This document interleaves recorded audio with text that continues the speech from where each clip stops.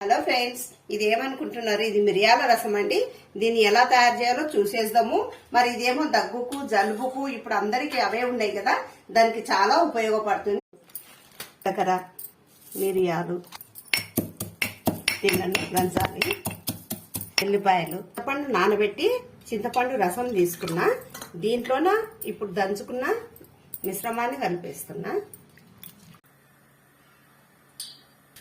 వేడెక్కింది, ఒక 7-8 మెంతులు వేస్తున్నా. తర్వాత ఆవాలు, జీలకర్ర, 4 పచ్చిమిరపకాయలు ఫస్టే గిన్నెలో పిసికి పెట్టిన. తీసుకున్న టమాటాలు వేస్తున్నా.